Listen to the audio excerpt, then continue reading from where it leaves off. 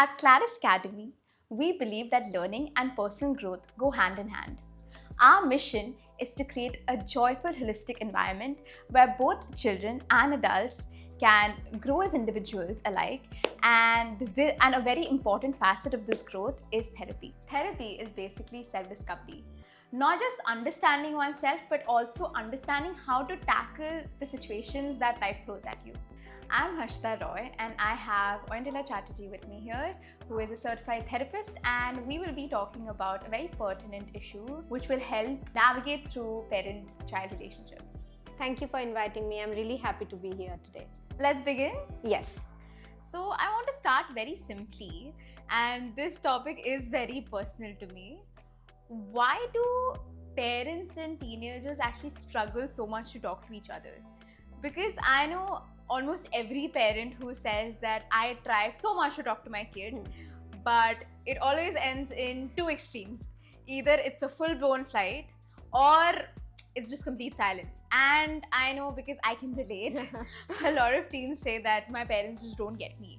So what do you think is actually going wrong here? Right. So see, this is not a communication problem as most people would think it to be. It is actually not even a conflict. It is a translation problem. So you'll ask me, what is a translation problem? Imagine you are trying to use Google Translate, but to translate two emotional languages. And I'm sure we all again can relate that at times Google translators give such odd responses that we don't even understand that we are, this is what we wanted to say, and we are getting a complete different response. So this is exactly what happens when a parent says something and the adolescent or the teen actually listens something completely differently. Why does it happen? Because a parent is coming from their past experiences and future outcomes. That's where the position they take while talking. While the adolescent is actually listening with a lot of emotion, and they are only listening from the present moment. They are not talking about future. They do not even have prior experiences, a lot of prior experiences. So that's why they are coming from two different planes altogether. I'll give you an example. So let's say when a parent says, why did you do this? Or why did you come late? So that parent is actually coming from an experience that parent must have had, or they have felt something from their past experience, or they are thinking of a future outcome that if this gets repeated, then it will be a problem. However, the child is hearing that my parent doesn't trust me, or my parent is extremely controlling. So now when the child comes back with an emotional response like, you always try to control me, the parent is now hearing that the child is complaining, and the child is perhaps not understanding how much sacrifice the parent has done. So there is a complete mismatch. And now both these two parties cannot talk to each other. So either the child will go completely silent, or the parent will say that I've tried enough, this is it, and the whole thing falls flat.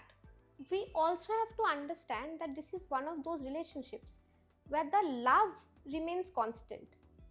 However, the power dynamics continuously shifts. At times it is with the parents, at times it is with the child or with the adolescent. So it keeps on changing, and both parties feel that they are losing control somewhere. So this is, according to me, what is the biggest problem. So how about, let's start with parents.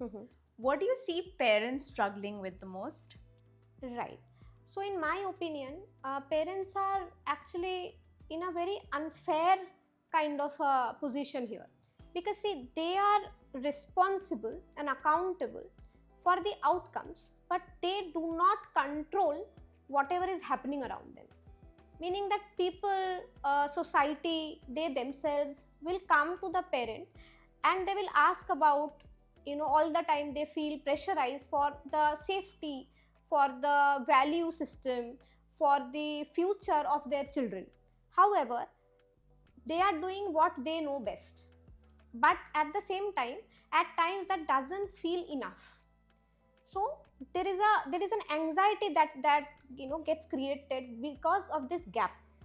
Now the moment that anxiety is there, so what happens is that anxiety may manifest as controlling, as questioning, as surveillance. So that is the real challenge that parents face from their side, which again the adolescent or the child is actually become a factor to this, and the whole thing gets all messed up. Right, that makes a lot of sense actually. So, how does this usually break down?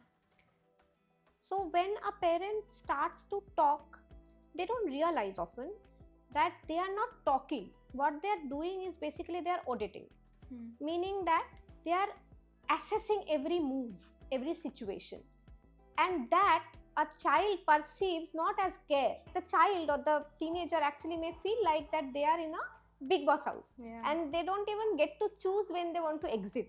They are all the time under surveillance, and that is not a good feeling. And whenever the other party or both the parties are not having a good feeling about each other, it usually will result in a complete mismatch of expectation, a complete conflict like situation where both parties will not be able to hear each other out. Right, I get that. So what can parents do, like, realistically in this situation? I'll give you a very simple solution, and since it's simple, it's going to be hard. So the parent has to remember that they will have to talk to an emotional person, meaning that they have to validate that emotion whenever they are trying to give a solution. Example, say a child is saying that I hate this school or I hate this subject. It would be an instinct for a parent to talk about what is the problem if that child does not study this, or why this is so important, or how much sacrifice the parent has done so that the child is being able to do this today. But then again the problem will occur unless the parent actually says, they validate basically. So how will they validate? They will say that I understand something must be draining you. The moment you do that, the child feels that that child is hard. The child's emotion is felt, and again that anxiety that has been created in the child goes down. So what will happen is the child will be extremely receptive now, and at the same time the parents actually cannot expect sudden obedience and sudden acceptance. But what will happen is when the child is less anxious and more receptive, there will be a scope for dialogue. So the parent who was struggling, or who felt like you said, that who felt like I've tried everything, makes a lot of sense, and that the parent will be able to talk to the child again. Right. And that's easy. But to remember this again and again is a training that we do in therapies, and all of these are learned mechanisms. And hence it takes a little bit of time and practice, but once it is done, it becomes very, very easy. And I think mostly that's what mostly children want. They just want to be heard by their parents. Yes, because parents' validation is the most important for a child. So the moment the child understands that that child is valued, that's it. That's the moment. That is the moment. Yes. Okay, so since you got a lot of perspective from the parent side, what do you think that teens are dealing with internally? So when we talk about the teens, understand that they are in the middle of a transition in terms of their body, transition in terms of their brain, transition in terms of their socio-cultural perspectives also. So at one angle, if everybody is constantly telling them that they are growing up, they now need to take care of their decisions, they have to be extremely responsible, accountable, and when they think they are doing the right thing, people are coming and telling them that you are a child, don't talk to me like this, you are my child.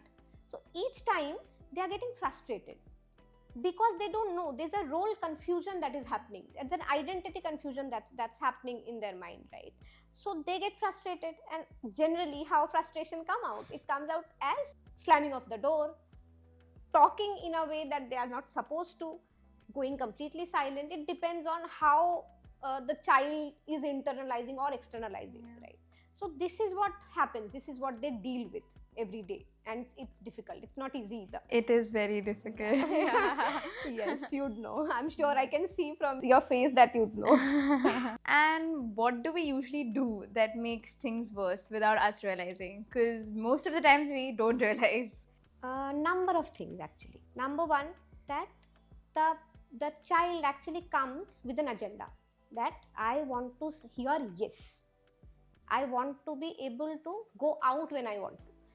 But what they don't understand is that the parent is coming not from an angle that they want to control their lives, but they are coming from an angle where there is a lot of constraints, societal constraints, reputational constraints, financial constraints, safety constraints. They have a lot of context, the parents have a lot of context in their mind which the child is not assessing.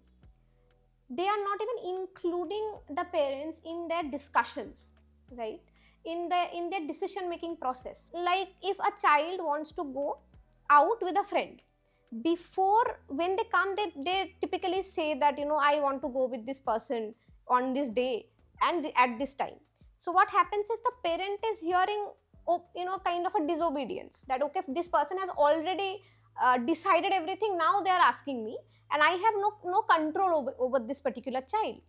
Instead, if the child comes and said that I was thinking about this and this is how I will go, this is how I will come back, so that shows maturity.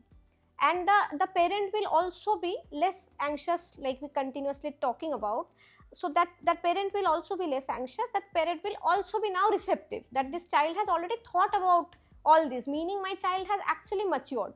So what this will help the child in two ways. One, the parent is understanding what the child is saying. Two, the next time the parent will have a little more trust. But the child must also understand the answers will not be yes all the time. They have to accept, however much difficult it may be.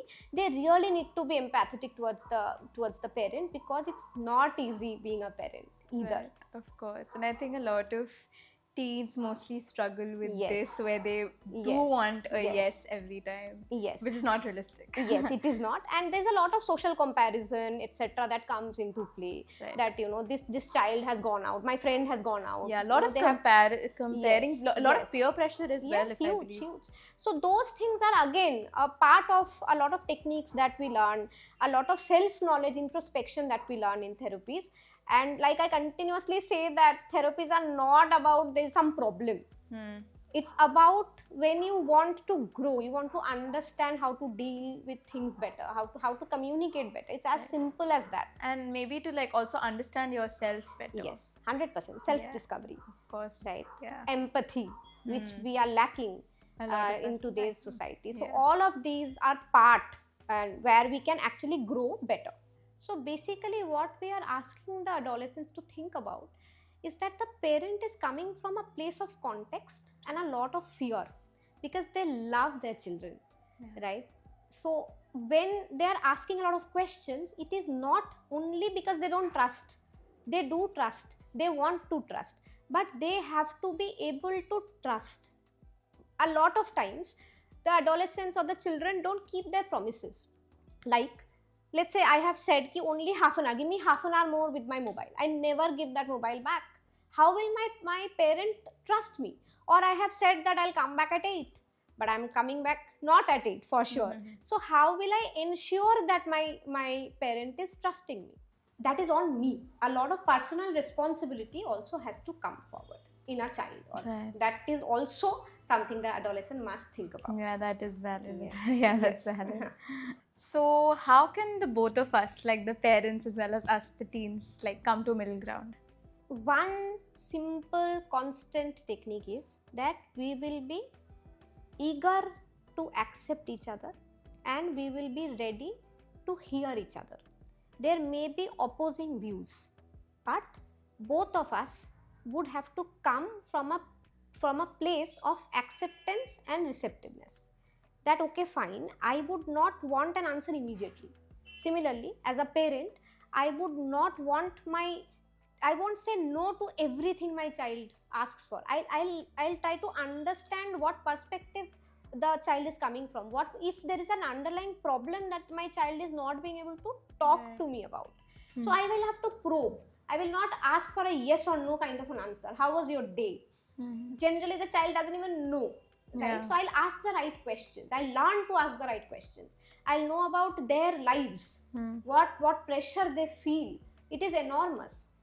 I will understand that there will be certain spaces I have to leave my child where there has to be a lot of privacy given, and everything is changing. So I have to, as a parent, I have to agree to that change.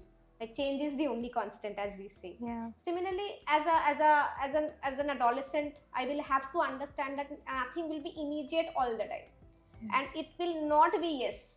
Right. So, plain and simply put, that we will all be accepting each other, and we will love each other. Yeah, and there has to be, like, I think, patience from both parties. Ends. Yeah, it's not both easy, ends. but once we kind of agree to this, commit to this, we will win for sure. Makes sense, yeah. So, if you had to leave both the parents and the teens with one thought, what would it be? I think let's commit towards creating a home where all the mistakes are not immediately punished, not every promises that are not kept immediately judged. Rather, emotions are validated, where there is a lot of love and a lot of kindness towards each other, because it is not easy either being like a parent, nor is it easy to become a child or an adolescent in today's world. Right. So just hear each other out, take a deep breath, everything is fine. This is not the end of the world, and life will become more meaningful for each of us. Of course, and it doesn't sound difficult at all, actually. Yes. It just requires a little bit of patience, I assume, from both ends. Yeah. And a little bit of a mindfulness, Yeah. that this is what I will do. Right. That's it. A little bit of course, commitment and zeal. That's all it requires. Thanks for watching this podcast. Don't forget to like, comment, and hit the follow button if you did. Please share the video if you found it relatable, and let us know in the comment section if you want us to cover anything. The Klarice family already has so many plans, so do let us know, and thank you.